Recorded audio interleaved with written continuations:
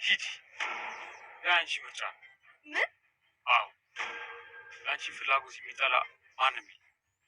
ስለዚህ ማርያ አቶ ካርታን ታስፈልጊዋለሽ። ሂጂና አግዢው።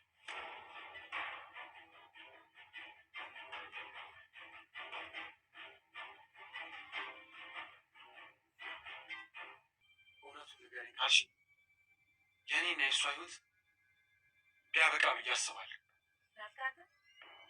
እቺ ቤሌን የተባለችው ልጅ ከሱ ምትርቃ እናረጋት። መጥፎ ምክር የምትመክረው እሷ ምስላ ነው የምትታየኝ። እሱ እኮ ማሰብ ይችላል። የነገሩትን ሁሉ አለማድረግ ይችላል። ሴት ልጅ እኮ ወንድ ልጅን እንዲያገናዝብ ማድረግ መቻል ለእሷ በጣም ቀላል ነው። ታዲያ ይህን ማድረግ ላችሁ ለምን ከበደሽ? በሌ ዳኑን ኤሌክትሪክ ያሳዘቻት ሜሲ ናት።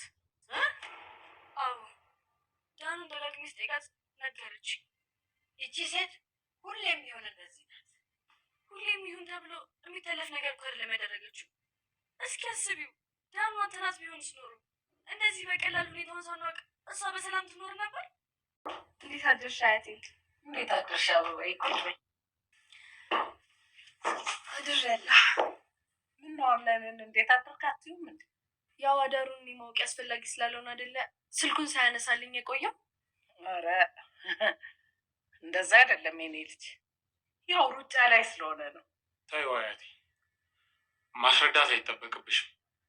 የኔ አለመደወል ነው ወይስ ነገሮች አልቆ በሰላም በጠዋት መምጣት የሚያስፈልግ? ሚስትህ እኮ ነኝ። ቤት ውስጥ ከነበሩት ሰዎች በፊት ነበር ስለአንተ ጉዳይ ማወቅ የነበረብኝ። ማታ የነበርኩበት ሁኔታ ሰው እንዳበላልጥ አላደረገኝም። ገባሽ? ለዛ ነው። አቶ አምነን፣ በሰው ግፊትም ቢሆን ይቅርታ ስለጠየቀኝ በጣም አመሰግናለሁ። የኔ ውድ አስተውይ፣ ባለፉት ቀናት እኔና አንቺ ምንም አይነት ሰላም አልነበረም። አሁን ግን እሱ አለ። ድራማ በባለፈው ክፍል የዳኑንና የእናቷን ከዚሁ ደግሞ ከሜርሲ ጋር ግጭት እንደነበራቸው አይተን ነበረ። በሁለታቸው ግጭት መካከል ዳኑ ለእናቷ ስለተናገረች እናትና ልጅ ተባበሩብኝ በማለት ኤሌክትሪክ እና ውሃ ደፍታ እንድትያዝ አድርጋት ነበረ። ከዛ ባሻገር ደግሞ አሁን ላይ ማን እንዳደረገው እንኳን እንዳልታወቀና ግን ደግሞ በአሁኑ ሰዓት ላይ የታወቀው ነገር ቢኖር ሜርሲ ይሄንን ነገር እንዳደረገችው እናት ዛህራና እንዲሁም ደግሞ ቤለን አውቀዋል ማለት ነው። ይሄንን ነገር አምነን ከሰማ ሌላ ችግር ይፈጠራል ብለው አሁን ላይ የቤት ውስጥ ሽኩቻ ነው። እኔ ራሴ ዋጋውን እሰጣታለሁ ስትል ነበር ቤለን።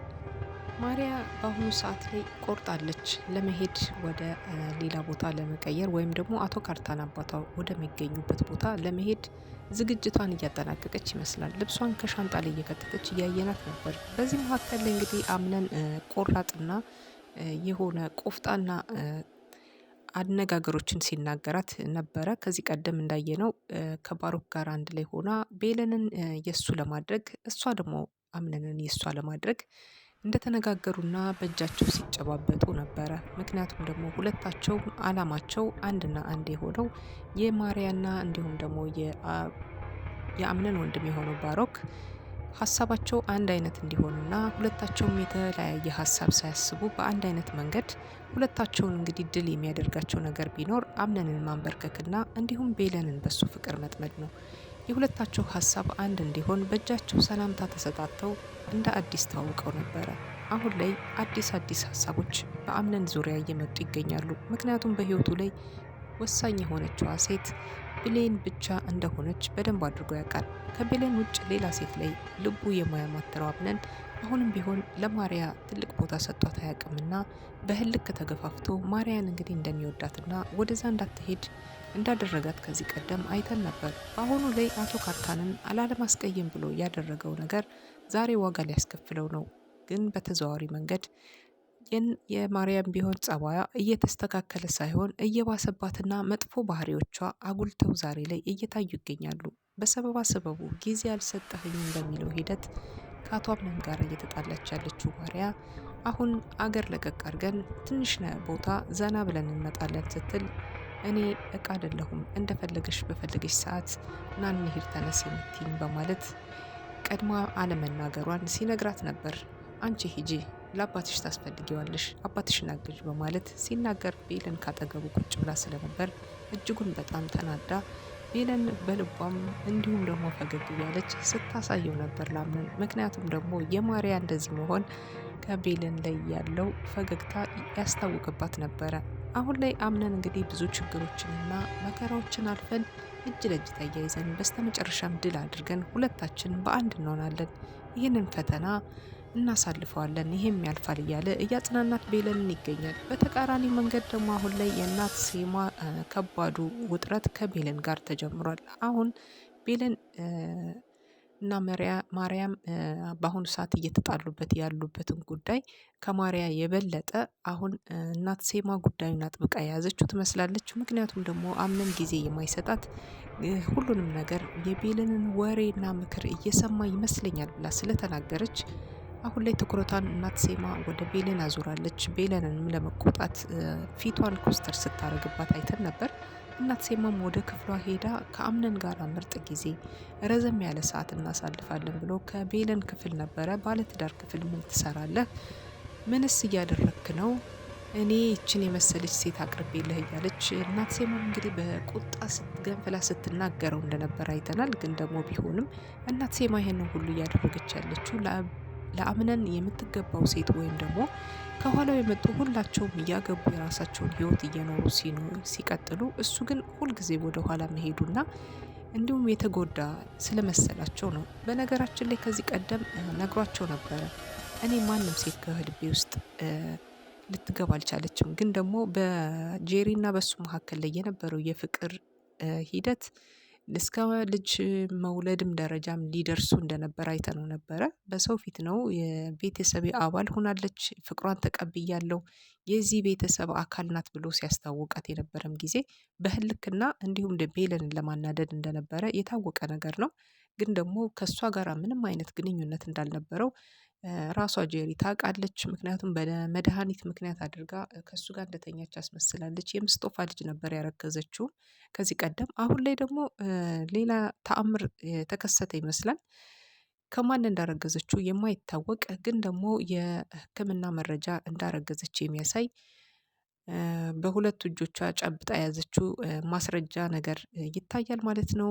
አሁን ደግሞ በድጋሚ ቤቱን አንደኛዋ ስትሄድ አንደኛዋ መጣ ሊበጠብጡት እንደተዘጋጁ ነው የሚያሳዩት። የቤለንና እንግዲህ የአምነን ፍቅር ፈተናዎችን እያለፈ ቢሆንም ግን የበለጠ ያሁኑ በጣም ከባዱ ጊዜ አሁን ነው።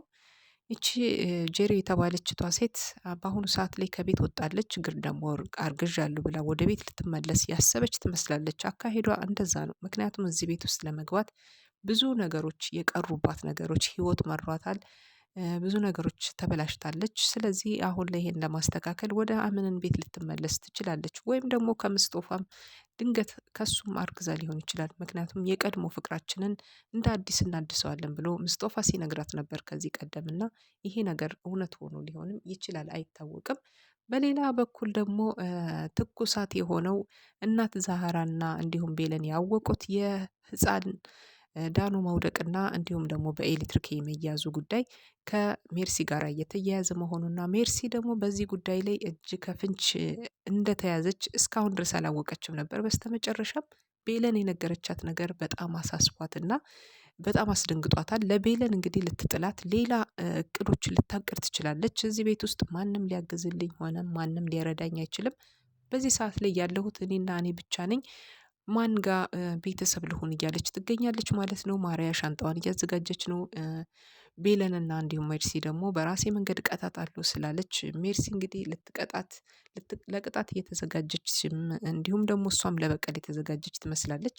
ምክንያቱም ደግሞ ሜርሲ በበቀሎቿና እንዲሁም ደግሞ በማትታማው ክፋቶቿ አንደኛ እንደሆነች ሁላችንም እናውቃለን። በቤሌን ላይ እንግዲህ ነገ ምን ልታደርስባት እንደሚቻል አይታወቅም። ግን ደግሞ የእናት ሴማ እንዲሁም ደግሞ ሌሎች ነገሮች ብዙ ብዙ በእናት መሃል ላይ ያረገቻቸው ብዙ ወንጀሎችና ብዙ ኃጢአቶች አሁን ላይ ሜርሲ ቢታወቅባትና ቢገለጽ በተለይ ደግሞ ዳኑን እንደዚህ እንዳደረገቻት ቢሰማ አምነን በእርግጠኝነት ልክ እንደ ሜሊክ ህይወቷን እንደሚያሳጣት የታወቀ ነገር ነው። በጣም ብዙ ነገሮች ተከስተዋል፣ ብዙ ነገሮች ሆነዋል። በአሁኑ ሰዓት ላይ እንግዲህ እየሆኑት ያሉት በጣም አስጊ ናቸው። ቀለበት ከማሰሯ ጋር ተያይዞ ቤለን እንግዲህ የቀራት አንድ ድግስ ብቻ ነው። እሱም የሰርግ ድግስ ነው። ይህን የሰርግ ድግስ በአሁኑ ሰዓት እንግዲህ መቼ ይደረግ መቼ ባይታወቅም አምነንን ለመበቀል የማይሄድበት መንገድ እንደሌለ ባሮክን እናውቃለን። አምነንን እንግዲህ በዚህኛው መንገድ እንዳያስረው የታወቀ ነው። ቤለንም ፍርሃቷ እሱ ነው። አንድ የቀራቸው ነገር ቢኖር ጋብቻው ብቻ መፈጸሙ ነው። ምክንያቱም ደግሞ የቀለበት ስርዓቱ ከተከናወነ ከዚህ በኋላ ያለን የቀረን ነገር ቢኖር ይሄ ብቻ ነው። ስለዚህ ጊዜ የለንም፣ ይሄ ነገር በጣም ከባድ ነው በማለት ፈተና ውስጥ የገባው ትዳር አሁንም መቋጫው አልተገኘለትም ማለት ነው። ውድና የተከበራችሁ እንግዲህ እናንተም ሀሳብና አስተያየታችሁን